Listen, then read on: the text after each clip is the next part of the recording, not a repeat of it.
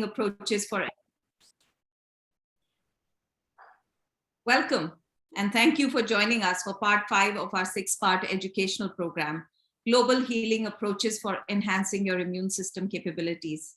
Today, we are talking about Don't Worry, Be Happy with spirituality and mindset experts as we learn how to reduce stress, stop worrying, and start living. Brought to you in partnership by Know We Well, thedoctor.com, and the Celiac Society of India. In this important 6-part series, we look at the most critical aspects of the immune system and how we can tap into ancient, integrative, mainstream, and cutting-edge practices to make it efficient and enhance its ability to handle day-to-day stresses and disease.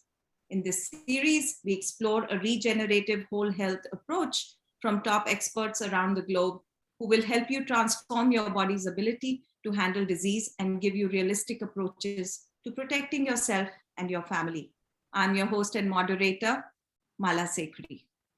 Before we get started, I'd like to call your attention to the Q&A at the bottom of your screen and invite you to send us your questions. We will try and answer them at the end of our session. Be generous, be kind, be compassionate, be gentle, control your anger, do good, calm down, don't judge others, don't scream, don't shout, respect for elders, be happy, not sad. These are not alien concepts. These are lessons and values that all of us grow up with in various ways, whether as advice from our parents, grandparents, or as lessons from stories we hear growing up, our teachers, or some movies that we see. So we should therefore assume that we are a calm, happy, sorted society with our values intact and go about our day-to-day lives happily. And for most parts, this may be true. And then life takes over. A pandemic hits, we are fearful, anxious, struggling to stay calm, worrying about the future, dealing with loss, dealing with stress, and so much more. Life is anyway chaotic. This just made it worse. Without trying to trivialize what most of us are feeling these days, or the load that we carry, we can do two things. We can choose to remind ourselves daily of our burdens, our grief and sadness and worries, or we can seek help, live in the moment, try and reduce the tension around us by training our own minds. You only have control over yourself.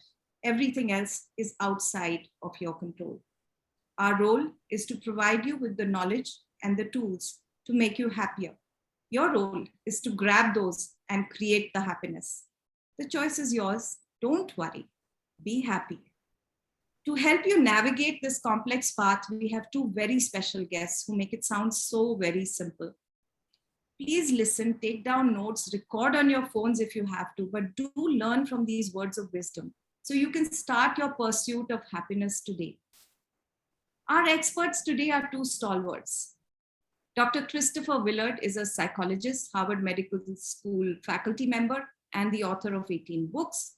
He has practiced meditation for over 20 years and leads trainings and workshops nationally and internationally, serving to integrate mindfulness and positive psychology into organizations. Through these workshops, he has trained more than 10,000 professionals in introductory mindfulness concepts, impacting tens of thousands more. He serves on the board of directors at the Institute for Meditation and Psychotherapy and is president of the Mindfulness Education Network. He has presented at TEDx and has been published in the New York Times, the Washington Post, and elsewhere. I'm so excited to introduce you to our second guest, Brahma Kumari Shivani, popularly known as Sister Shivani. She's a spiritual master and guide, as well known for her roles in popular TV programs such as Awakening with Brahma Kumaris and Happiness Unlimited. She's also a global speaker, Raj Yoga meditation practitioner, and Goodwill Ambassador for the World Psychiatric Association. She was awarded the prestigious Nari Shakti Puraskar, the highest civilian honor for women in India, for her role in transforming human behavior. Dr. Willard was not available at this precise time, so I recorded a fascinating Q&A with him earlier. Here it is. We will first play out Dr. Willard, and then we will come to our brilliant Sister Shivani. Can we play out the video, please?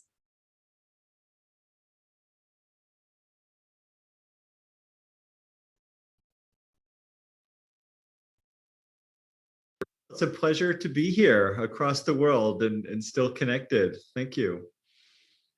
So the little song by Bobby McFerrin, "Don't Worry, Be Happy," became so popular because it resonated with people right across the world.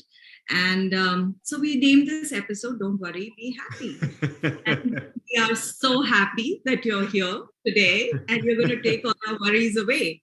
So don't worry, this will be a great episode. I just want to start off by saying that the route to happiness, and whatever I've seen as part of your work, is being in the moment. Mm-hmm. And yet in the last 18 months we've been in a moment of fright, of grief, of loss, of helplessness, anxiety, worry, which has been right across the world and for various reasons. In that case, do you think that being in the moment is not a great tactic for when you're faced with such an overwhelming sense of what has hit us now?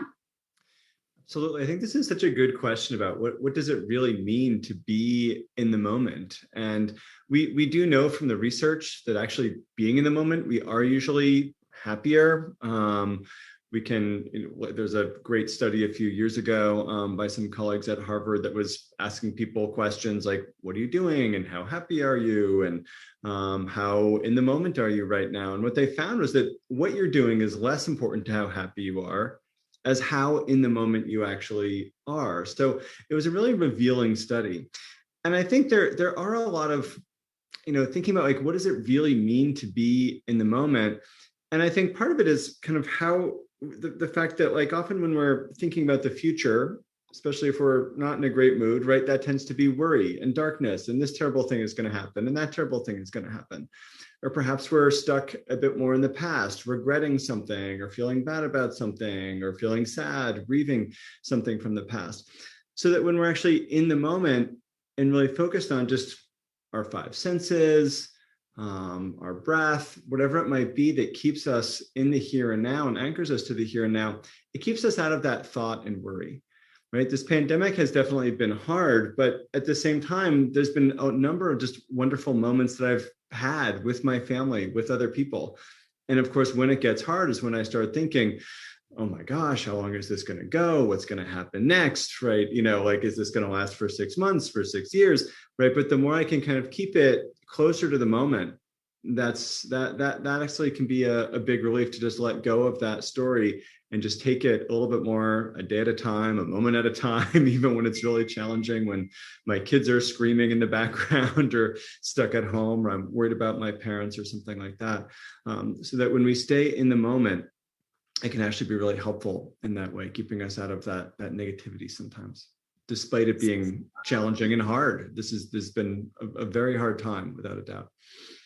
So apart from the fact that, people are stuck at home and they have families they have to deal with, there's worry about, I think what a lot of people have to deal with, especially here in this part of the world, when, the second wave became really deadly for us in India, where you were dealing with grief, with loss, with helplessness, hopelessness most of the time. A lot of people lost their family, many members of their family, people had multiple losses.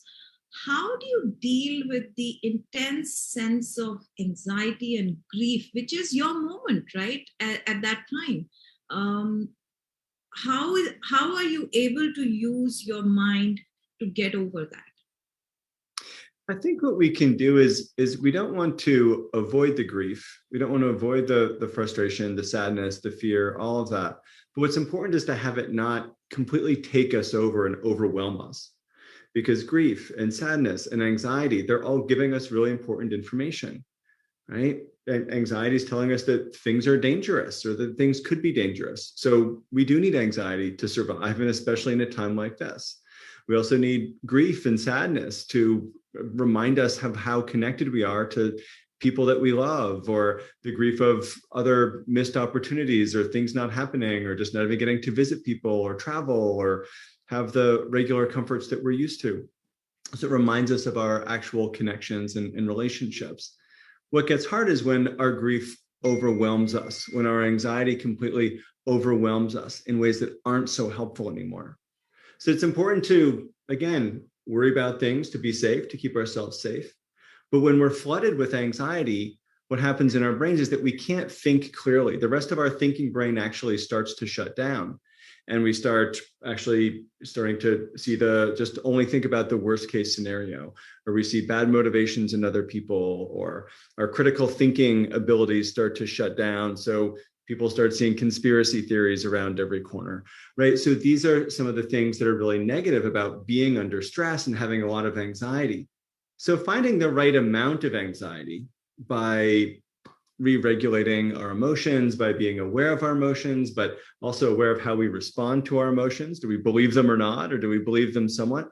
That this can be a lot more helpful for managing and for coping, especially during a really difficult time. Because when we're flooded with emotions, it really does, you can actually watch the blood flow into the more emotional parts of the brain and flow out of the more thinking parts of the brain, where we can make good plans and think in long-term ways, and not just think about how am I going to survive the next 5 minutes, but really, what kind of plan can I make for the rest of the day, for the rest of the month? How can we start to settle in a really different way and keep ourselves safe in the long run, not just the short term? And it also helps us to get along with other people, because when we're under stress and we're anxious, you've probably noticed this in your own life. I noticed it in my own. I have much less patience and compassion for my kids, or the person in traffic next to me, or my colleagues, or other challenges. I just have so much less patience. For a lot of people, also our impulse control shuts down, so that you see people not just getting more angry, but maybe falling into drugs, alcohol, things like that, because their impulses are not being managed as well when we're under stress and when we feel under threat and when we're anxious. So it's not that we want to try to get rid of these difficult emotions, just have them be about the right size so that we can feel the emotion. Oh, there's anxiety. This feels bad. What could it be telling me? Right. But also then enough ability to think through, okay, it's telling me things are dangerous, so I want to be more careful and cautious. But let me make measured decisions about how cautious I want to be. What is an appropriate risk to take? What's not? How can I keep my family safe? How can I keep myself safe in much more reasonable ways? And so we're kind of finding that middle ground between our thinking brain and our emotional brain. And that's when we're really at our best for most situations, especially a prolonged one like this. Yeah. So, I was fascinated to hear in one of your talks that you made this startling revelation, and you quoted a study where you said that our thoughts and deeds and our reactions can actually have the ability to change our DNA. If in that right. What is, considering most of us have been in worried, panic, anxiety mode these past 2 years, what is this going to do to children who are born at this time, or who are going to be born a year later? It's a hypothetical question. I don't even know if we have the answers, but it's an interesting look at what our thoughts, and if you could explain that bit a bit more, just for our understanding. Absolutely. So this notion is what's called epigenetics, which some of your listeners might be familiar with and some might not be. But what this means is not that we get all new DNA, but that our DNA starts to kind of send new signals out to us. And they started to discover this, I think it was at Johns Hopkins, by looking at like mice who they would stress out. And then 3 generations later, those grandchildren mice were still acting like they'd been traumatized in some ways, like still having a stronger fight or flight response and being on edge and looking for danger everywhere and acting accordingly. And so they started to then notice that the way that their DNA was expressing itself had started to change.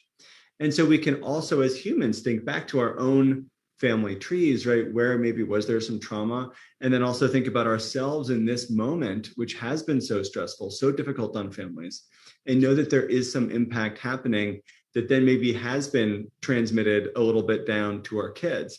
And so we worry about this, right? Our kids then being born and being more in fight or flight mode, having more of that stress response and hair trigger for that stress response. But the really good news is that actually it's you can overcome this, right? You can go to therapy, you can take medication and those kinds of things, but you can also find other ways to manage your stress in ways that are more healthy. This is where mindfulness helps. This is where meditation helps. This is where happiness practices, gratitude, generosity, positive psychology can help.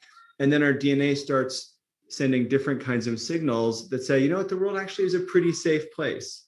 It's not as dangerous as it was when you were born, and then grow past that, and then again, pass along different signals to the next generation. So it's worrisome because it kind of sets kids up that the world is real dangerous.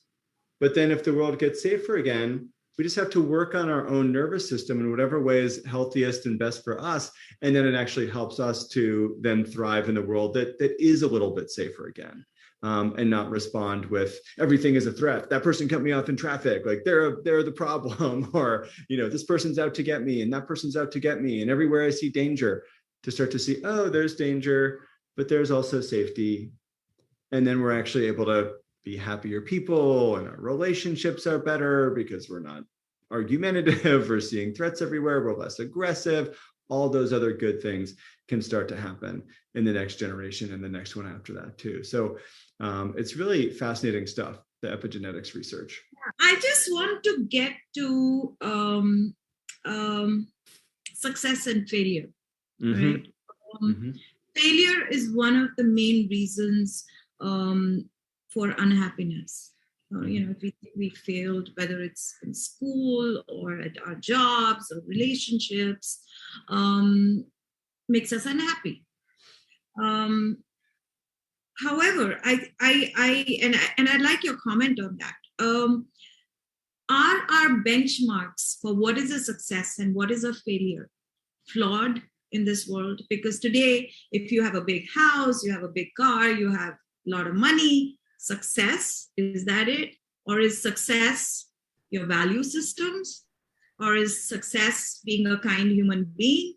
The benchmarks are all over the place. I'm not sure who set these benchmarks. I have a fair understanding, or I have a suspicion who might have, but was it you? Yes. So how do we look at success? And do you think that that is one of the ways in which we can change our perspective on who we are? Yeah, to me, this is a real question about, I might think of this in terms of mindsets and the work of Carol Dweck, who's a researcher. I believe she's at Stanford.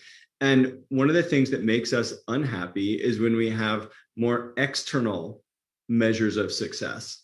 And that's how we judge our lives, and that's how we judge ourselves. But then when we're happier people tend to have more internal measures of success, right? And we can think about that in a number of ways. We can think about it as like, how many degrees I have is an external measure of success.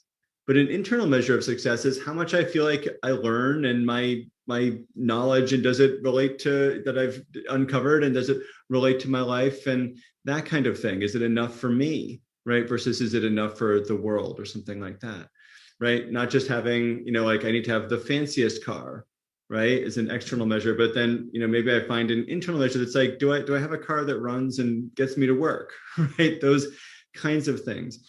And so when we start to shift from external measures of success to finding and looking within to what are my values and what really matters to me, and some exercises that can be useful are like, if you're looking back on your life, right? What, from your deathbed, perhaps, maybe that's a little bit bleak, maybe from your retirement party, that's a little bit less depressing, right? But that's a way to look back and think, did I get to where I want to go in terms of, right, my values? And that can really clarify our values for us in a lot of ways. And then we can start to shift our life toward being in more alignment with our own values. And another word for that, of course, is integrity. Right? Am I living in accordance with my own values versus am I living in accordance with somebody else's values? And if it's with somebody else's values, we never measure up, right? I feel like in many ways in my life, I've had like many outward successes, but I also have a lot of inward successes too. I've written a lot of books, but I don't actually care that much how my books sell. It's nice when they sell, But what matters to me, I love to write because I love to write. And I love to write because I learn a lot. It's the way that I learn, it's through writing. And it's really nice that then people pay me sometimes to write books. But to me, it's really like what's amazing to me about it is that I feel like I'm learning, right? I want to learn about trauma and post-traumatic growth. So I thought, well, I'm going to write a book on this because that's the best way I can learn about this. And that's the project I'm working on now. So these kinds of things, right? I'd probably be writing it and researching it anyway. But again, that's that more internal goal. And that's a real mindset shift, I think, for a lot of us to start to think about what are my internal goals? What are my learning goals as opposed to my achievement goals? How do I measure things against myself and my own progress compared to measuring myself to others? Because it is so dangerous. We have a saying sometimes in the US, not everyone listens to it, but it's don't compare your insides to other people's outsides, because it always leads to unhappiness. And even when we compare ourselves favorably to other people, it actually still creates distance, right? I'm better than them. Well, I'm still then distant from them and less connected with them. Or I'm worse than them, right? I'm distant and less connected to them. So comparing our insides to other people's outsides is always dangerous. And certainly trying to live a life by other people's standards can be a challenge. And of course, it's impossible to do this all the time. But for each of us, I think we need to find that balance between those external goals and setting those internal goals and values for ourselves and trying to live in accordance with those. So do you think the seed for this is sown when we as children look for approval and we approve or disapprove as parents or as teachers, that was wrong and this was right. And sometimes, we're all human, right? Nobody is a perfect parent. You may be right. going completely the wrong way. So you think seeking approval is a habit that is you're conditioned to be habituated to that because you start with that. You start your school with that. I think absolutely. And this is where I think some schools and some better schools are actually trying to shift that so that they do talk to kids about how to set external goals and where do you want to be and get, good marks and that kind of thing. But also at the beginning of the year, working with kids to talk about what are the things that you want to learn about, not just what are the grades or the marks that you want to get in school. And then the other thing that I know a lot of parents have tried to shift and schools have tried to shift in the last couple of decades is rather than praising the outcome of the work, which is the grade or the final product or the score of the soccer game or maybe a cricket game over in India, right? That it's how well you played the game. And so to shift toward praising, I like the strategy that you used. You did a lot of passing in the game today, even if you didn't win, right? In a soccer game, for example. Rather than the result. Exactly. And so that's a real different shift in terms of how we parent and how we offer feedback to kids. But we know that it leads to them not just being happier, but actually performing better because they don't become perfectionistic. And perfectionism, of course, leads to more anxiety, which is certainly more unhappiness. And the other thing that you see a lot in perfectionists, in kids who have all these external measures of success, is that they actually are less honest and they cheat more and they write these other, they take shortcuts and that's actually not what we really want them to be as they grow up. And then you also see that in adults too, who then cheat a little bit or aren't so honest or exaggerate their accomplishments and things like that, because it's trying to keep up that image that they're trying to create for themselves, that their parents or schools put onto them to achieve. So to get back to mindfulness, let's just go over that concept for a while and pretend we never had this pandemic. How explain the concept of mindfulness and how it can help us navigate our lives? Yeah, so for me, mindfulness came into my life in a kind of challenging time when I was much younger in university and having some challenges. And I learned kind of what it was in a few different ways. I think there's a few ways of thinking about it. One is a more kind of clinical definition, like paying attention to the here and now with acceptance and non-judgment. And that sounds a little bit complex and abstract and like a pretty tall order. And that's sort of what I think of as a formal mindfulness practice. And I learned a lot of mindfulness through Thich Nhat Hanh. And to me, I think he talked a lot about more informal mindfulness, which to me is about knowing what we're doing as we're doing it. Do I know that I am breathing? Do I know right now that I'm really talking to you? Do I know that I'm eating? Do I know that I'm walking? And just bringing our awareness to our actions.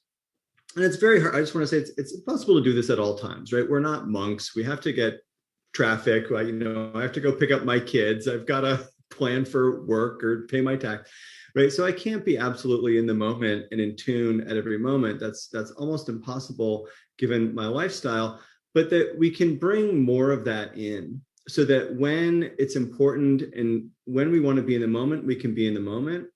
And when it's time to be in the past and the future and make a plan or remember something, like that's where we want to be in the workplace. But then when it is, the weekend, right, I can just be fully present with my kids, or I can be fully present taking a walk in the forest or something like that matters to me, or listening to music or reading a book or something like that. And when we're able to start to shift between those, we know that we're happier. It feels so good to do mindful eating if you've ever tried mindful eating, or mindful walking if you've ever tried mindful walking, not just in that moment, but then we also feel the results later in the day and later in our lives, and our people around us also really notice the results. This has been one of my favorite studies I stumbled into about a year and a half ago. It was actually about how the positive, many of our positive emotions and our negative emotions are actually quite contagious, which we might have noticed during the pandemic when we're cooped up with just a few other people. But our positive emotions too, mindfulness, like when one person in a couple is practicing mindfulness, the other one is happier and says the relationship is better, even if they don't know that the partner is practicing mindfulness, husband or wife, right? Roommates who live together, you can get university students, they have one practicing mindfulness for a week on and a week off, and not telling the roommate, but the roommate was like in a better mood that week, that the other roommate was practicing mindfulness. So it's actually amazing how it also starts to trickle out and impact the people around us. And so to me, I used to spend a lot of time sitting in a mindfulness meditation on my cushion in the morning and going on retreats. And then I had kids, and that's a pretty hard thing to do these days and find time for. So it shifted to being, finding ways to bring it into my life in more informal ways, just playing with my kids, trying to be as in the moment as possible, taking a walk with my kids in the woods, bringing more mindful awareness to my surroundings as well as to the soles of my feet, and encouraging my kids to do a little bit more of that, and finding these little moments that I can drop in with more attention, even if I can't find 20 minutes to sit perfectly still because I've got too many kids screaming or wanting dinner or who knows what. And that'll also shift at some other point in my life as the kids go back to school or as they grow up, right? The more formal practice will be able to come back into my life. So this is just a little bit. And then there's tremendous benefits in terms of happiness and anxiety and healthcare outcomes and, right, all these other wonderful changes in the brain that we see when we put people on MRIs when they've been practicing mindfulness. So it's really quite powerful. So in this series, we've been focusing on building immunity, because that seems to be the buzzword, and everybody wants to build their immune systems. They don't want to get sick. And we've been talking of supplements, we've been talking of nutrition, we've been talking of so many different concepts. And yet, all of that is negated if we are stressed out and anxious. Absolutely. Right? And so, what kind of happiness pill have you devised? The mindfulness pill, you just swallow it once. And I think your point is so well taken that everything gets worse with stress. Our bodies, our relationships, our cognitive functioning. I really think about everything in terms of like, how does it impact our bodies? How does it impact our brains? How does it impact our relationships? The kind of biopsychosocial model, and these things all intersect with each other. But the good news is that everything goes better with calm. When we calm our brains and bodies down through meditation practice, contemplative practice, mindfulness, we actually know that not only does this boost our psychological immune system and make us more resilient to stress, but it also does boost our physical immune system and makes us less susceptible to asthma attacks, to allergies. People can recover from surgery faster, right? We actually see people developing more antibodies after getting a flu vaccine. And maybe someday we'll learn about, a COVID vaccine if people have been practicing mindfulness, a stronger reaction to that. We know that people recover faster from conditions like eczema, right? As calm. And again, there's many things. Mindfulness meditation, contemplative practice being one thing that helps you manage stress and helps quiet your nervous system back down again, right? But we see I think the stress reduction is really probably the magic ingredient in what helps all of these different conditions. But mindfulness, meditation, and these kinds of practices can be one of the best avenues for a lot of us, and one that we've done really a lot of research on. That being said, I'm sure if we looked at it, things like practicing the arts or singing or dancing or many other things, getting exercise, we know for sure, right, can also reduce our stress and can probably also be great for our immune system as well. But we certainly know that mindfulness has a huge impact on our psychological immune system and also on our physical immune system. And I think is such a good argument for the power of the mind-body connection, which, as someone who's a fairly intellectual guy, when I started practicing mindfulness 20 some years ago, I remember, people talking about mind body stuff. And I was like, oh, please, right? This is good for my brain. I like it. It calms me down. But over time, as I read the research and as I watch the effects on myself, I really do see so much more about how our minds and bodies really do work together as one system. And it may be a stereotype, but I like to think perhaps people in India are more in tune with that than we may be in the US. But I do feel like we're all starting to more deeply understand how our nervous system spreads throughout our entire bodies, and how much our bodies really do impact our brains and our mood and vice versa. So stress levels are also different for different people, right? You could be stressed out because you don't have access to a bag of potato chips, or you could be stressed because you lost your job.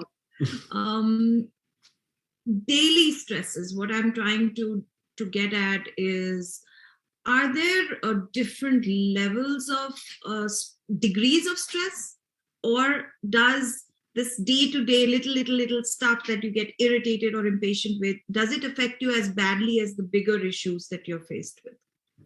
I think everyone's got a different set point for what's too much stress, and there's some objective measures. You can do swabs of people's mouths and saliva and see what kind of cortisol levels are, which is one of our stress hormones. There's actually a number of them.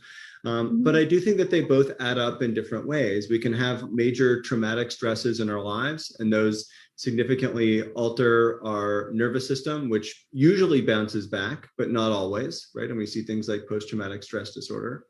But we also, so many of us live under, and especially during this pandemic, under chronic toxic stress, right? Which is low to medium level, but is just happening all the time. And that ends up actually having the same impact, if not even sometimes a worse impact than one or two significant traumas in our lives. But they all basically build up to the same effect, which is that we generally then go into a few different physiological states, right? The fight or flight response, right? Or maybe, more of like the kind of freeze, faint, kind of give up response, right? That's more kind of burnout. But then we see the ways that these actually start to impact our mood and our mental health, right? Fight being people that are too aggressive, and flight leading to more anxiety, and the freeze response being more of a post-traumatic dissociative response, and that kind of faint or forget it response leading more to like what we call a learned helplessness model of depression, to kind of sound kind of fancy and clinical about it. And so these are the ways that stress, whether it's high level, a few stressful events, or low level kind of toxic chronic stress all the time, start to really impact our functioning and our mental health, and certainly impact the way that we perceive the world, perceive others, and thus impact our just brain functioning, kind of like how smart we are, as well as really impacting our relationships and our ability to trust other people and relationships. Trust goes way down when we're under stress. So in a way, there's a lot of behavior change required if you need to get out of this whole stressful way of thinking, right? You need to change perspectives, you need to change behavior. We are ordinary mortals. How do we change this? How do we get to be a kinder, more generous, more compassionate, more tolerant society? Because as lives get harder, more competitive, we're on a short wire, we're on a short fuse all the time. How do we change our perspective? Do you have any magical methods that you can tell us about?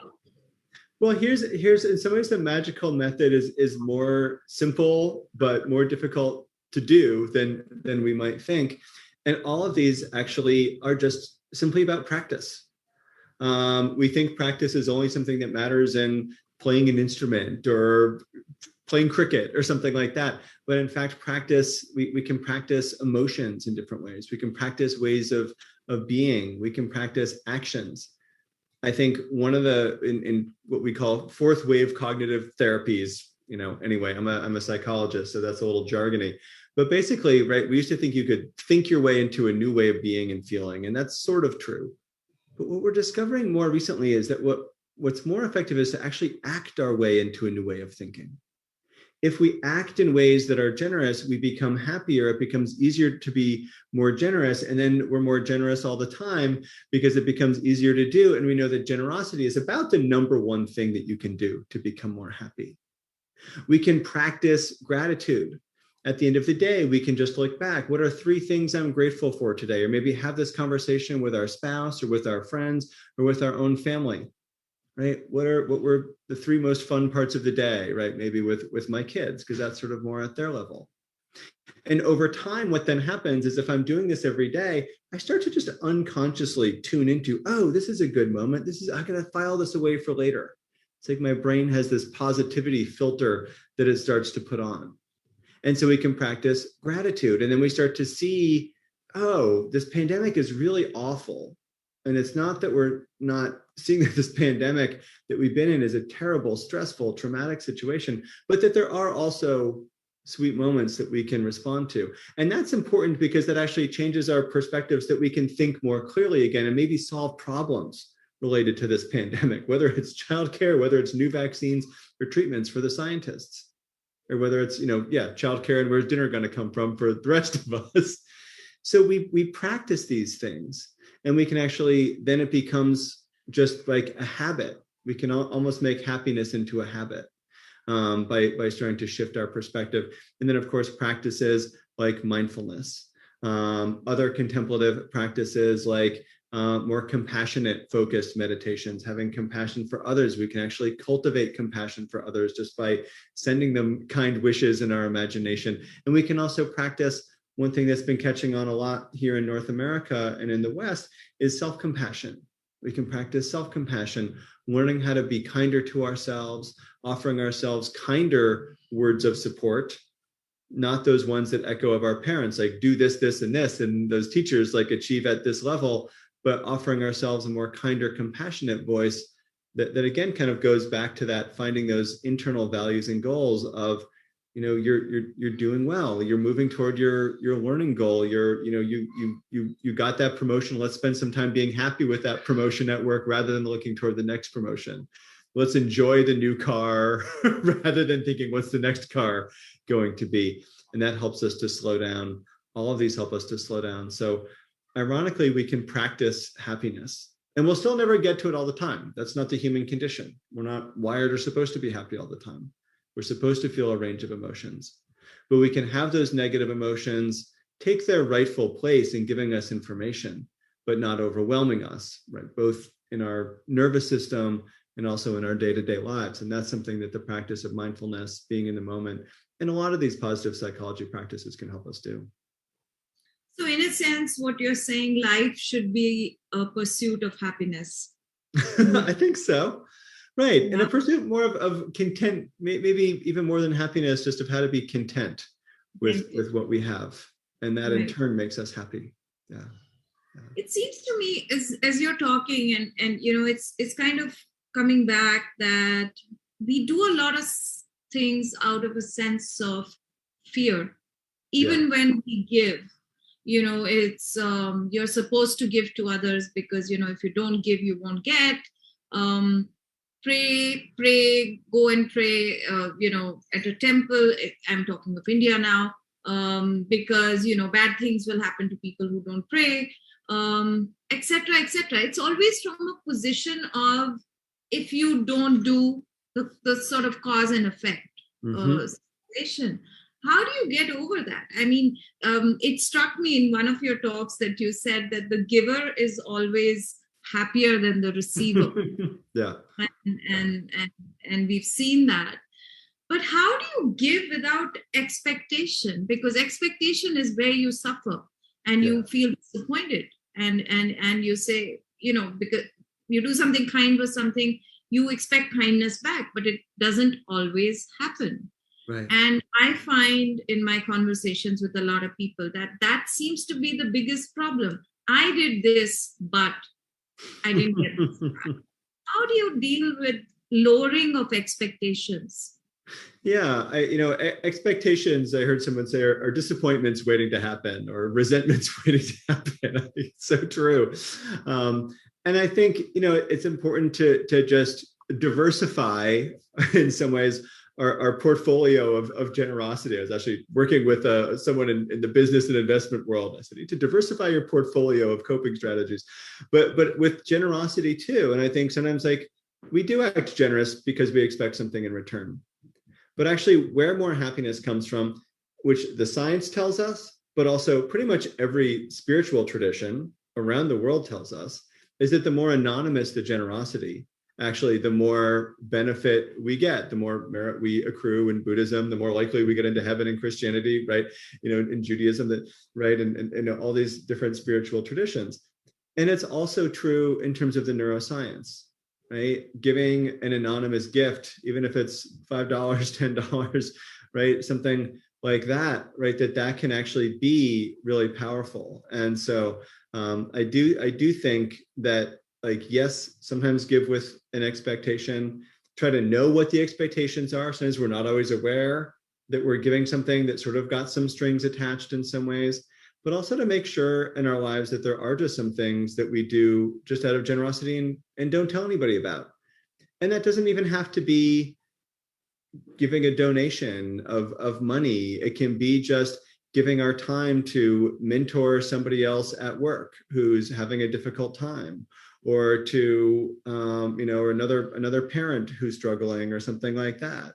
Right? These things can be simpler than even giving money or giving gifts. We can give the gift of emotional support. We can give the gift of wisdom to other people by sharing from our own experience. So there's so many ways that we can be generous. It doesn't have to mean just writing a check. You look very young. Is this a part of your mindfulness? Is happiness, mindfulness, anti-aging?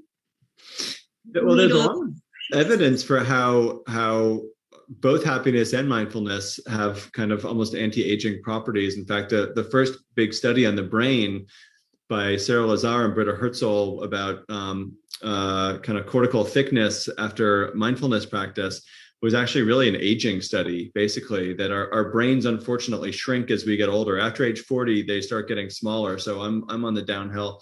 And what they found was that by practicing mindfulness, actually your brain shrinks less. So there is good research on this, and also our telomere health, which is also part of our DNA, being kind of staying fit and in shape and not disintegrating as rapidly. So there's some interesting, fun research on aging as well. So it's been great, Dr. Willard. Thank you so much for your time. And any last message for the people of India to stay happy? Oh my gosh, just keep hope alive. And I know just through not just the years, the centuries, the millennia, the people of India have stayed strong, have learned how to be happy and content in the face of incredible adversity.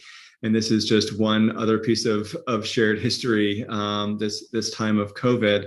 but I know the resilience of humans worldwide, and I know the resilience of Indian people with such a incredible spiritual history and so many spiritual traditions, and so many great scientists and leaders in happiness, from the scientific to the spiritual, who can help point the way toward happiness and toward a more resilience in yourselves and your families and your communities and in your country.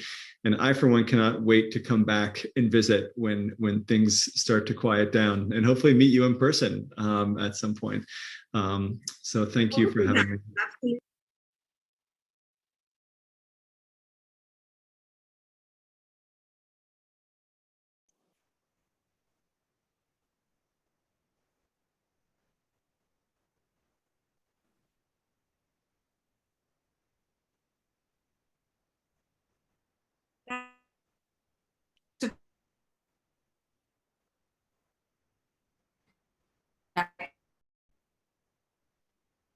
Shivani, welcome back.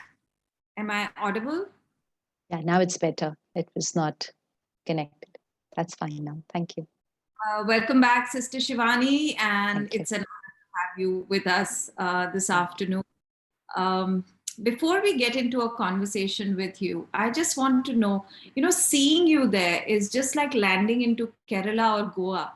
You sort of instantly calm down, and you just, have these last 2 years not phased you even one little bit? How do you do it? Every day of your life has to only take you in the direction which is the purpose of your life. So once you have an intention and you know where you're heading, then every day is only going to take you closer to that. So last 2 years have only taken me a little upwards, not downwards, definitely not. There's so much to learn, Sister Shivani, and I'm hoping that at the end of our session, a lot of people will be able to deal with what they've been facing for the last 2 years.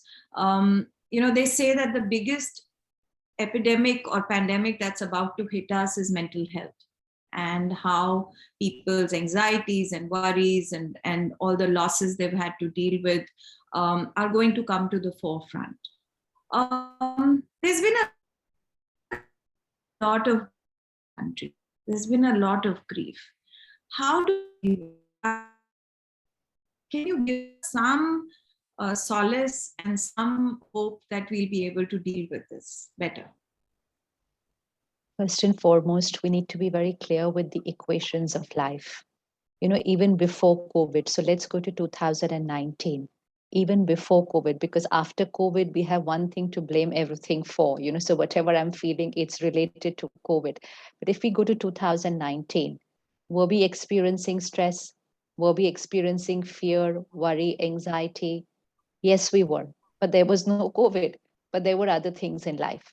So let's not put everything on COVID. Let's see the spiritual equation. We have grown up believing, most of us have grown up believing that whatever we are experiencing inside is because of what is happening outside. So if we check our vocabulary, it says, I'm angry because of, and there's something outside. I'm upset because of, and there's someone outside. I'm stressed because of, and again, there's a situation outside. So this is a belief system. It's a conditioning of the mind that we grew up with, which taught us that we are emotionally dependent, physically, socially, financially, freedom, independent, but emotionally, extremely dependent.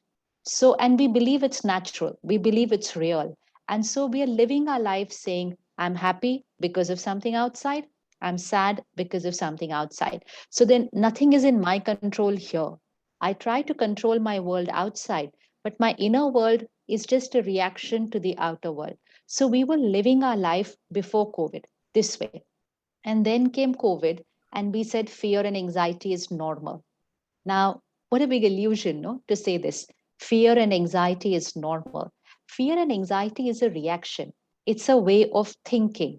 It's the way my mind reacted to the situation. It's not normal. It's my reaction. But different people would react differently, and different people would respond differently to the same situation. And you don't have to look outside, just look at home. So just look at your own family. So if you're 2, 4, 6 people living at home, and there's a situation, and that situation is the same for all the 4, 5 members, but everyone will respond differently. Each one will respond differently to the same situation, though the magnitude of the situation is the same for everyone. Then how is it that the response is different? Because the response is not dependent on the situation. It's dependent on my coping skill, my way of thinking to the situation. So once we get this equation right, we don't blame anything for how we are feeling, and we don't blame COVID either. So COVID is a physical health issue. We learn how to take care of it. We take care that we are not careless. We pay attention. We protect ourselves and we protect everyone. Fear and anxiety is an option. Calm and stability is another option. Just choose whatever you feel is the right emotion. But don't blame COVID, lockdown, or anything else for how you're feeling. They cannot create your emotion. COVID cannot get into here and create my emotion. It can get into my body and create what it has to do, but it cannot create in my mind. That's my creation. So that's the most important equation to remember. So that makes us emotionally independent of situations and people and people's behavior.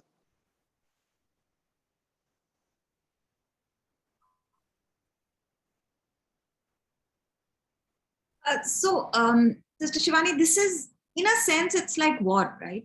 It's survival. You're trying to survive in this era of uncertainty, of disease, of protecting yourself. It's survival, each man for himself, because that's our human instinct, to survive. When we're struggling to survive, keep our thoughts compassionate, generous, calm. Because to me, there is an invisible enemy, and we are struggling to survive. Most important, we need to remember the uncertainties outside in terms of what's going to happen next week, what's going to happen by the end of August. Every day we hear news reports. They are also working, they're also trying to figure out what has to happen. Let us remember there are two worlds. One is the outside world, one is the inside world. Outside world, not in my control. Outside world, not certain, not sure what's going to happen next. Inside world, totally in my control. Inside world needs to be certain. Two worlds. One out of these two worlds need to be certain, life will be fine. Either the outside world is certain and everything is going exactly my way, people are behaving my way. Now you see today your internet is not behaving the way I want it to be. And so I cannot hear you on and off. So it's the outside world. So even though we would have tested, we would have figured out everything, we would have tried out, and everything was perfect. And yet, when we are here for the actual program, things are not our way. This is life. Outside world cannot be always our way. We only have to take care that the inside world is my world, it's in my control, and this should be my way. This should be certain. When we say survive, we are not here to survive. Survive is not the purpose of our life. Serve is the purpose of our life. Survive is not a very interesting word. We are here to serve the world. Like I just heard you talking before this to doctor, and he said being a giver creates happiness. So what is being a giver? It's about serving the world, right? We're serving the world by being a giver. It's the energy is like this. Acquiring, surviving, the energy is in this direction. Serving, being a giver, is the energy where we give to the world. What will we give to the world? Who we are, what we create, we radiate and we give to the world. So the purpose of our life is serving the world. When we understand that people around us are going through pain, going through trauma, it could be somebody at home, maybe not outside, but somebody within family. What am I serving them? What am I radiating to them? One moral responsibility that each one has today is to take care of their mind. Like taking care of the body is our responsibility, following the right norms. Taking care of our mind is a moral responsibility right now, because whatever I create here, it's radiating. So my vibrations of stress and anxiety do not stay inside. They radiate to people around me. They radiate to people at home. They radiate to people in the city and the country. If I only take care of my mind, don't do anything else, take care of your mind and body, then I would be radiating calm and power and love and compassion. And someone somewhere is going to catch that vibration and is going to get healed and energized. That's serving the world. So, this is the time to serve. It's not the time to survive. Those who serve are automatically thriving. They are thriving internally, even though something might not be right outside. So, this is the time to take care of your mind and to serve the world. Serve the world with your right thoughts, your right feelings, your stability, your calm, your vibration. Remembering always that my vibration is not just my vibration, it's a part of the collective vibration of the country and the world. In the last 18 months, the collective vibration of the country and the world has dipped a little because millions of minds creating fear and anxiety. And so it's our responsibility to raise the collective vibration because we need healing energy on the planet. There is an epidemic on the planet needs healing energy. So, for healing energy, we need to raise the vibrations of the planet, we need to raise the vibration of the country. And for that, I need to raise my individual vibration because my vibration is not mine. It radiates to the country and to the world. Thank you, Sister Shivani. I'm Kimberly Whittle, and Mala is having some technical issues, as you said. I'm the founder of Know We Well, and I must say, I am beyond blessed and grateful to have you join us here. And as Mala was speaking with Dr. Willard, one of the questions is life the pursuit of happiness? And I must say that your comments about having purpose, in essence, is what life is about. Purpose in serving others. And that if you are in that pursuit of happiness, if you are serving others, humanity and our planet, then you truly will help to find happiness, not only in yourself, but to then exude that throughout the world. Yeah, when we just remember simply that what is happiness, because sometimes we're using the word stress, we're using the word happiness, but we're not very clear what we're talking about. It's just that everybody's talking about it, so we're talking about it. And we say, yes, I'm stressed and I want happiness. So we're very clear. Stress is who I am and happiness is what I want. And it's a never-ending journey. I want, I want, I want. What do I want? Happiness is my original nature. Happiness is the normal way of being. But what is happiness? Because we grew up believing that happiness is dependent on what I achieve, that happiness is dependent on what I acquire. Even in school, I remember 30, 40 years back, we used to write an essay on the happiest day of our life. And so we would write something happened outside which was magical, and so obviously I was happy. So that's a conditioning that something perfect has to happen outside for us to be happy. And when things are not perfect outside, stress is normal. And so last 18 months, it was very natural for us to say, how can we be happy? There is COVID. Now, happiness is actually not excitement, but happiness is the way we think about every situation. Because every situation needs us to respond. So even if I meet you, right? And I meet you, and this is a situation, and I respond. I respond in my mind. I respond in the way I speak to you. I respond in the way I behave. It's my response. And the response that I create in my meeting you is going to decide how I'm going to feel inside. This is extremely important because people believe how you will behave with me is going to decide how happy I am. That's not true. How you will behave with me is going to decide how happy you will be. Because how you will behave, how you will think, how you will speak is how happy you are going to be. But how happy I will be will depend on whether I think right about you. If I'm critical in my mind, if I'm judgmental about you, if I'm nice to you in my words, but inside I'm having all kinds of thoughts about you, then you may be the best person around, but I'm not going to have a happy experience meeting you because I was not creating the right thoughts when I was meeting you. So, happiness is about responding right to every situation. Even the toughest situation of our life, which many of us have experienced in the last few months, was about losing a family member, losing a friend, losing a colleague. Now, no one can be happy when you lose someone, but you can think right even when you lose someone. So, happiness is not excitement, happiness is responding right. So, spiritually, we understand that death means a soul leaves the body and moves forward on their journey. It's not they are gone. We say they are gone, they are no more. That's not the truth, that they are no more. Their body is no more. They have moved forward on the journey. Now, we, the family who are here, we need to understand that our every thought, our every feeling, and every word that we say is vibration which radiates to our body, which radiates to people around us, which means the rest of the family who's here together. And it also radiates to the soul who has moved forward on the journey. So if I am going to say from here, how could you go away? I cannot live without you. Life has lost its purpose. We can never be happy. Come back. Or I'm guilty that you have gone. I was the one who got COVID home. All these kind of thoughts, then I'm radiating pain, even to the soul who's moved forward on the journey.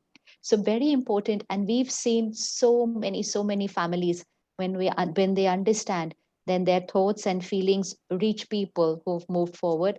They change their way of thinking immediately because they don't want to radiate pain to that member who's moved forward. And they change it to, thank you so much for every moment that you've spent with us.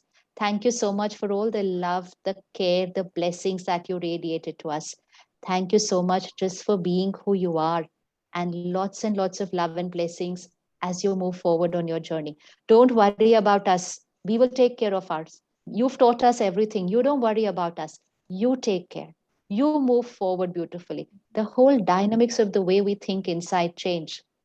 We are calm and stable, not excited and happy, but calm and stable. And that stability radiates power to the soul who moves forward. So we can think right even in the toughest situation of our life.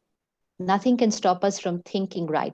But if we don't take care, then we are thinking wrong even in the perfect situations of life because our thoughts are not dependent on the situation.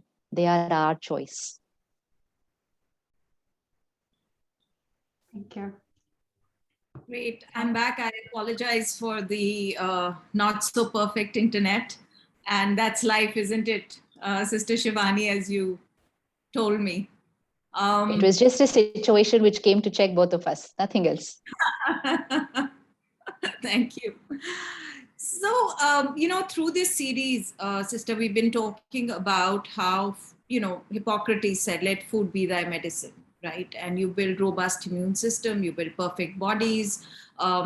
It is often said that you can spend hours at the gym, you can take a walk, you eat the most nutritious food, you can be abstemious with your behavior, etc. But when your mind is vitiated, when it's churning, when it's stressed out, everything is negated. How can you help us navigate this? That you need a emotional diet as well in your life rather than just food. Can you elaborate on? One thing we need to remember that every thought and feeling we create, it radiates to our body. We don't need scientific evidence for it. It's just logical thinking. Like when we meet people, we say, I was not getting good vibes from that person, or I was getting very peaceful vibes from that person. So, which means we are able to experience vibes of another person. Okay, they are at a distance and we're able to experience their vibes. But the body is the closest to us, right? So, if another person can experience my vibes, my body is the first one which is going to experience my vibrations. So I, the energy, create that energy vibration. It radiates to my body. So now, what is going to be the quality of my vibrations? Because my health is also dependent on that. My emotional health, my mental health, and my physical health. Then my relationships. So my social health. My mind is the one who goes to work. So my professional health and my vibrations radiate into the environment. So environmental health. Everything is actually influenced from here, our every thought. So emotional health is something we need to prioritize so that we never ever touch a mental health issue. Like you shared, that mental health can be another epidemic. So let's take care of our emotional health. We take care of everything outside. We even take care of our body. Let me ask myself, how much time every day do I spend to take care of my mind? How much time to take care of my mind? We never thought it needed extra time. We thought it's just reacting to the situations that are going on. So anything that is ignored, not neglected, not taken care of, will start showing signs. Now, in the last 30 years that I look at my life when I was in school, college to now. So 30 years back, we were not using the word stress in school, college. Honestly, there was no such word. Depression, though, we had not heard of. It was something that happened to the elderly, and it was like, acha, wo uncle, auntie have depression. And we were like, okay. We didn't know really what it was all about. And stress was a word in physics. Stress is equal to pressure divided by resilience. Same applies in life. Stress is equal to pressure divided by resilience. Pressure is the situation. COVID is a pressure, it's a numerator. Resilience, inner power. Inner power. Now, what changed in these 30 years? Why was it that as a student, we did not experience stress? It was just a little tension one day before the exam, one day before the result. That's it. Rest of the year was perfect. And when I look at children today in school, not the elders, but children today in school, talking about panic attacks, anxiety, and then talking about meditation and mindfulness. We were not talking about all these things in school life. We didn't need it only. It was like, I remember when I was in engineering and my mother said, she started learning meditation and she said, you must also learn. I said, but why should I learn? I don't need it. You must be needing it. I don't need it. I mean, that's how perfect life seemed to be. It was perfect. Of course, I was not prioritizing here, but it was perfect. So what changed in these 30 years? The first thing was content consumption. So content consumption is our emotional diet. So we grew up in an era where the first TV sets had just come, and it was like one serial 9 o'clock in the night, and the next episode was next week. And most of those TV serials were also very value based and, teaching us good things. And so that is what was our first exposure to content. And then in these 30 years, we shifted to 24 by 7 television. We got our mobiles, we got internet, we got social media handles, we got OTT platforms. So look at the content consumption that we have seen in our own generation, so in our own era. So what we watch, read, listen is our emotional diet. What we watch, read, listen, this is going to go in here, what I watch, read, listen, and that becomes the source for the quality of my thoughts. So even what has happened in the last 18 months, if there was no media, if there was no social media, there would be a drawback. I would not come to know, what's the truth behind COVID? What should I do? I would not come to know that. So yes, there's a lot of benefit of what we get from media and social media. But one more thing that I would not come to know are all those visuals of everything that was happening with some families, of repeatedly seeing scenes outside a hospital, not getting oxygen, not getting.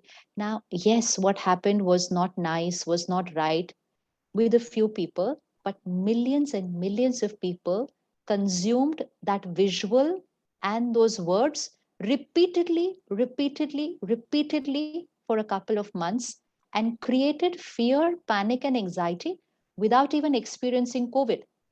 So COVID has not entered their house, but anxiety and panic is there.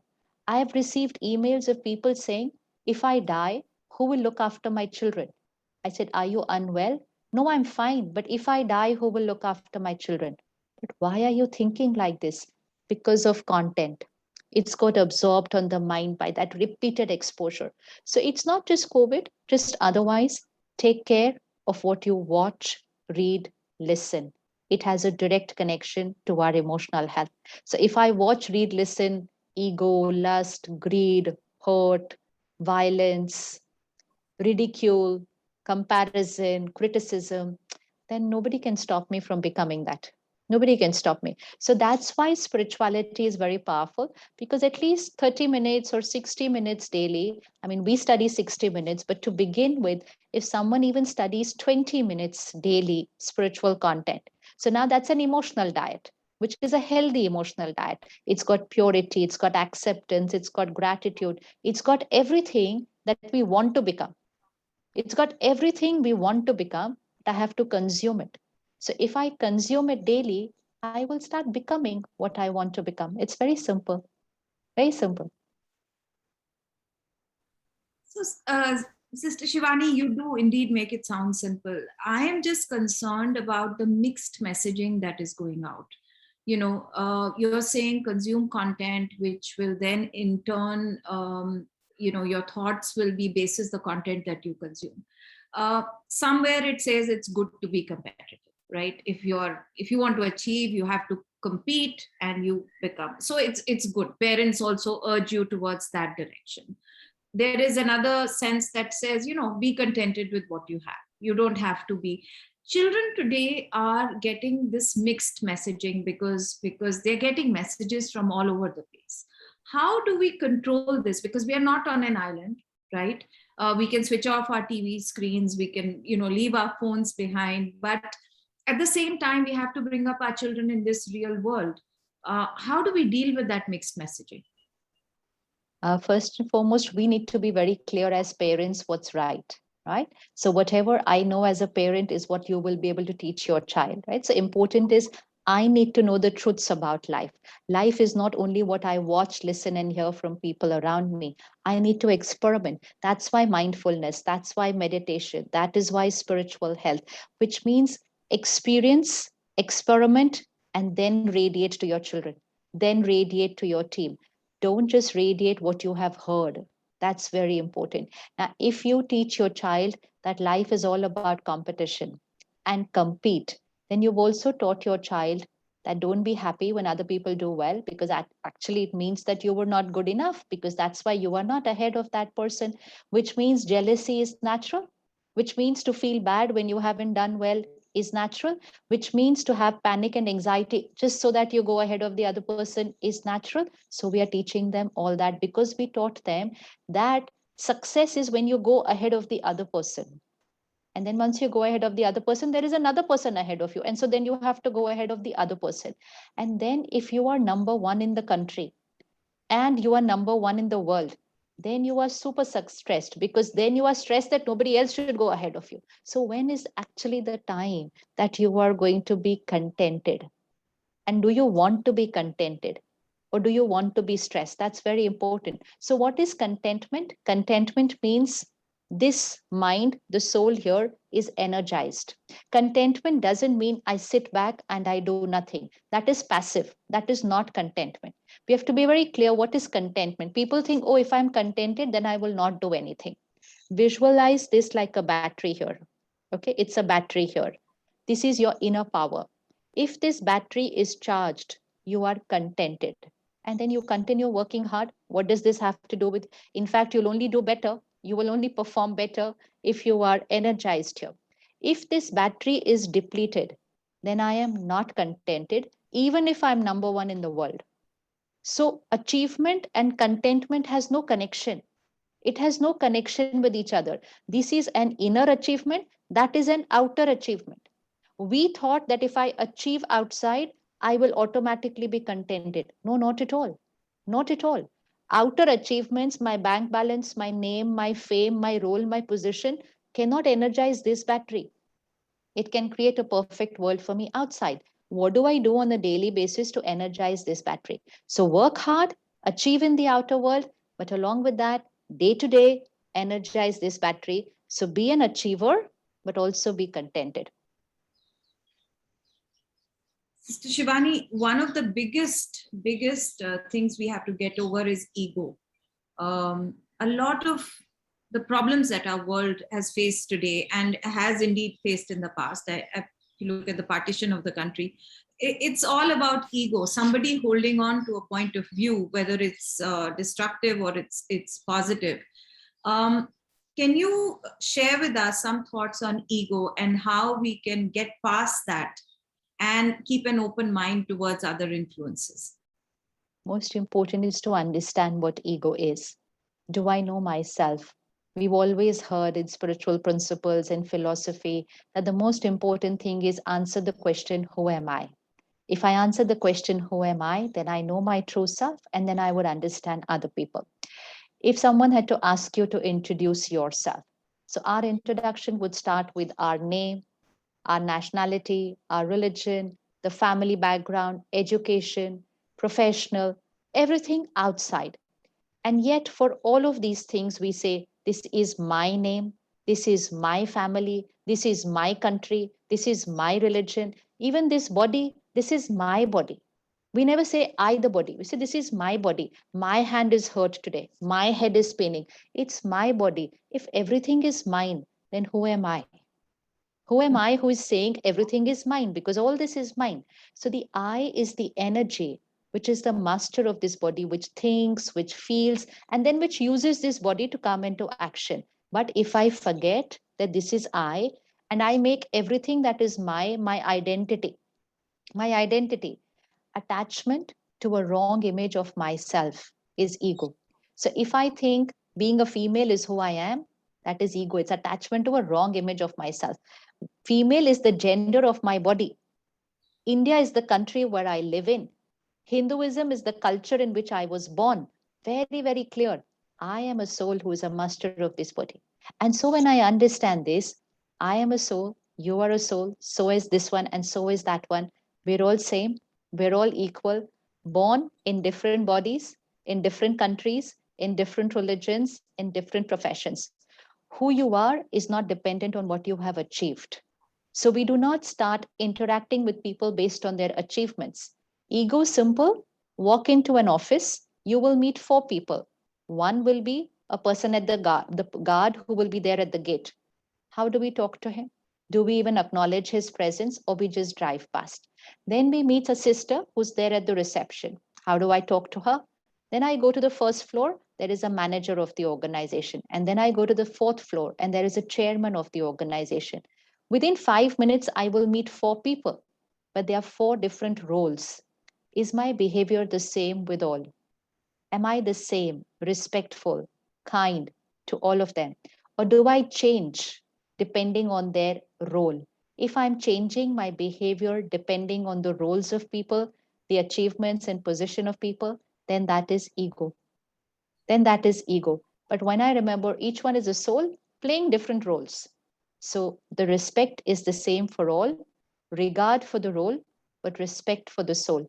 Then there is no division on terms of religion, caste, creed, nationality. No, we are the same, we are equal. So soul consciousness, knowing who am I, will start finishing off the ego. You will be the same with everybody. And most important, you will be your true self here, because purity, peace, love, and happiness is your true nature. But if I identify myself with everything that I have acquired, then I forget that this is my true nature because I've forgotten myself. So spirituality, first thing, it introduces us to ourselves and helps us to understand our ego. And then it's a journey of life, shifting from that ego consciousness way of living to the soul consciousness way of living. So a lot of what you said, and I said this in my introductory remarks, we should know this, right? We agree with what you're saying. We are agreeing with the concept of, ego, contentment, happiness. All these are things which I remember in the old days, we used to have a subject called moral science. I don't know if they have it still, but it used to teach us so many things. Our mythology is full of these examples. Yes. People know this. It is somewhere as a part of our being. And yet we go against it. How does that happen? Do you think this is as we've been more exposed to the global situation, or where is it coming from? Most important is a very deep conditioning that we have made society a very performance-based society. Right from kindergarten, it's a very performance-based society. So who is called successful? The one who performs and the one who achieves. So whether you're first in class in academics, or whether you're first in sports, or whether you excel in whatever you're doing. So it's become a very doing-based society. So even when we meet each other, we say, what are you doing? What are you doing? But doing is only one part of life. We are not human doings. We are human beings. We are beings. So let's focus on the being, because being is going to decide the quality of life. Being is going to decide the quality of the world. But because we became a very performance-based society rather than a people-based society, like you were having your earlier conversation, so doctor said we should appreciate how we do the process rather than the achievement at the end of the process, right? So similarly, while we're going through the process, we also need to evaluate how was I in my mind while going through that process. So if I've taken up a project, I'm working hard, I've achieved, but I need to check, was I calm and stable till I reached there? Or was I stressed and anxious and shouting at people and getting panicked and then I reached there? And should I call myself successful just because I achieved that project, but I went through so much chaos in the process and also created chaos in other people's lives? But nobody looks at the journey. And even I don't look at the journey. I'm only looking at, okay, I'm number one in what I have read. So it's a performance based society. So who will be on the business magazines? Those who have achieved. Nobody will check how they achieved, what was the way, what kind of a person they are. So this kind of conditioning then tells us that I don't need to look here because nobody is bothered about this. Everybody is only bothered about outside. So then everybody is only focusing there. And now, after these last couple of decades, achieving and focusing there, now we are saying mental health will become a pandemic. So then, can we truly call ourselves successful? Can we really call ourselves successful? Can we call ourselves successful if children are getting panicked the day before an exam? Can we call ourselves successful as a society? It's pause to stop, check, and introspect. Maybe Bhutan knows something we don't. I think we know, it's just that we are not living it. We know everything. India, Bharat is a country which is very rich, very, very rich in its culture, in its spiritual principles.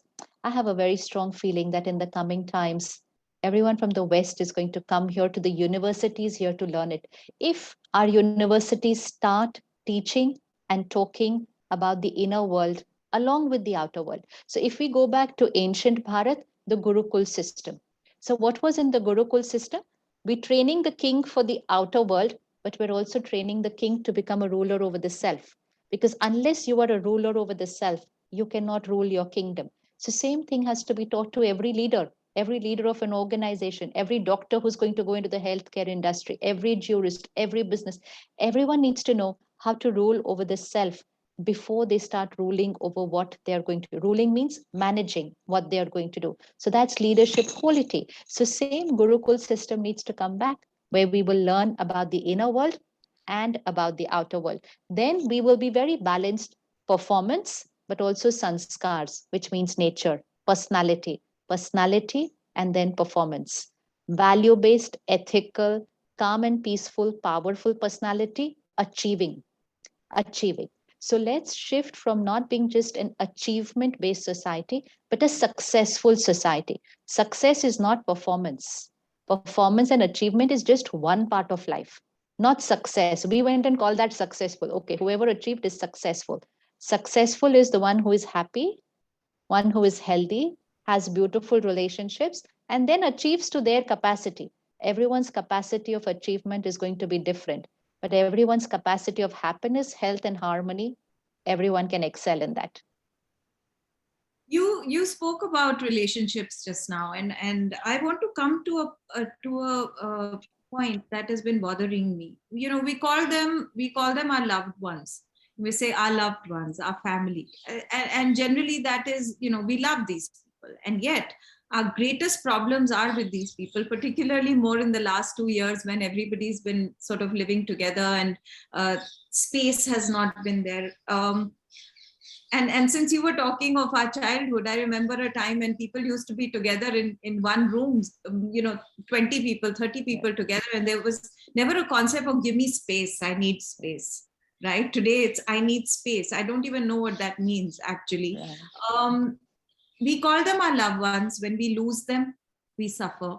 And yet when we are with them, we are constantly at each other. How do we get over this, and why do you think this is the case now increasingly? So let's ask ourselves, what changed in 30 years? If 30 years I could live with 20 people in a house, and today it's difficult to even live with 4 because we're reacting, snapping, not being able to adjust, not being able to accept each other, not being able to tolerate the differences in our nature and our personality, expectations very high, expectations not being met, feeling let down, not being able to forgive, not being able to forget what has happened. Why is it that we have changed so much? What has changed in the last 30 years? Emotional health. Emotional health. So again, look at this like a battery. So a relationship means two batteries, two souls coming in connection with each other. A relationship is not about what I'm going to get.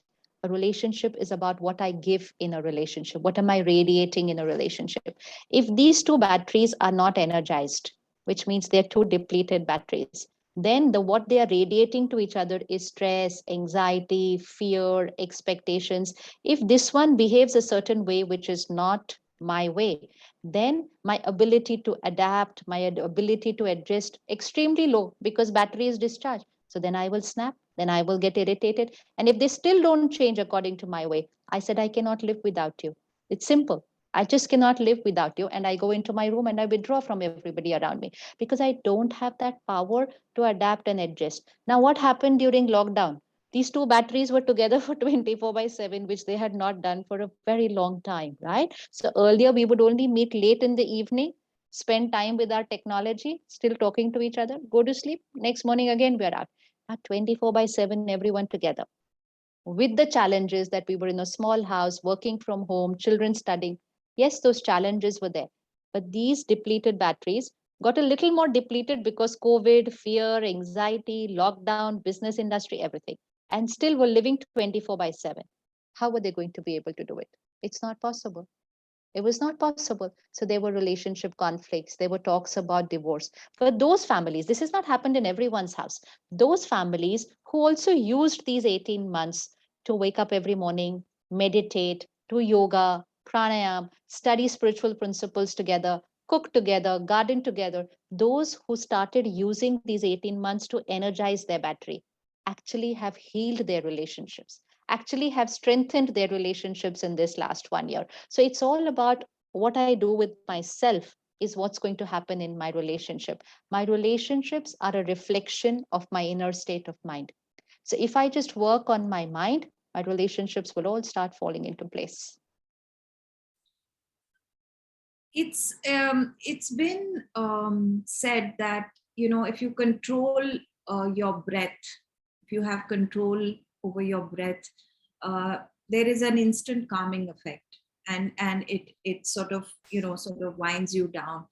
I know that you worked with this, and I've seen some of your videos. Can you just explain to us a little bit more on how we can practice this in our daily lives?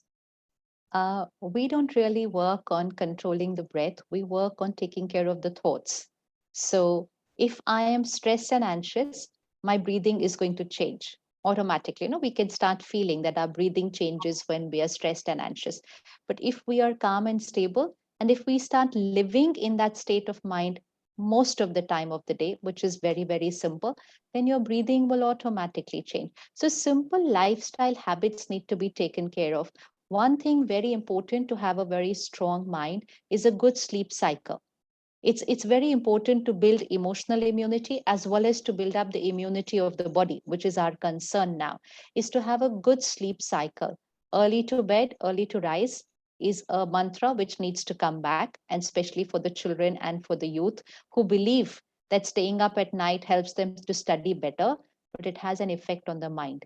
So we have to choose both the things. So early to bed, early to rise, go to sleep by 10 o'clock, have an early light dinner so that the body finishes the digestion and only healing happens during sleep. You know, nowadays doctors are teaching us to sleep longer hours. So sleep 8 hours, someone says sleep 9 hours. If we go and ask our parents, grandparents, they would have never heard of sleeping for 8 hours. So why are we being asked to sleep longer? Lifestyle is not correct. We are eating late dinners, heavy dinners. So the body takes 2-3 hours to digest that food. Then the healing starts happening. So they say sleep longer. If I sleep early and sleep right, I can finish my sleep energizing between 5 to 6 hours. The rest of the 18, 19 hours are for work. So we can actually gain on time if we lead a right lifestyle. So 10 o'clock, latest 10 o'clock, 9:30, 10, bed, 7, dinner, finished, early dinner. 8 o'clock, disconnect from work communication. Very simple. If you want to sleep well, You have to disconnect from work communication. You cannot keep checking your emails and messages just before you go to sleep, because after that, otherwise only the body sleeps. Given enough work to your mind just before you go to sleep. That's the reason why we're not sleeping well in spite of sleeping 8 hours. We're not going into the deep delta stage of sleeping. So 8 o'clock, we disconnect from work. By 8:39, we disconnect from all other media. So no news or TV serials or movies just before going to sleep. Need to be very, very careful about that. Be very careful of the content we consume just before we go to sleep, because the next 6, 7 hours, that quality is going to go into the subconscious. That's the energy that's going to radiate to your body for the next 7 hours. Be very, very careful. So 10, 15 minutes just before you sleep, pure content, healthy content. And then write your affirmations, write your little diary, release what happened during the day. You will immediately go into the delta state sleep. 4 o'clock, you will wake up without an alarm. And this is what everybody is now teaching us, the 5 a.m. Leadership Club, where we've known it for thousands of years as Brahma Muhurat, Amrit Vela, which is the highest vibrational time. But how many of us are awake at that time? But if you sleep right, you will automatically wake up at that time. And when you wake up, 1 hour without phones and TV again. 1 hour for the self, not connecting to the world and consuming everything that's happened in the world in the first hour of your morning, because that is also the content which will go deep into the subconscious. First hour, meditation, spiritual study, yoga, pranayam, walk, exercise, whatever you choose. Half an hour for the mind, half an hour for the body.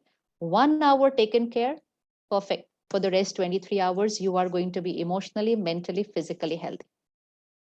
Have you ever had a sleepless night?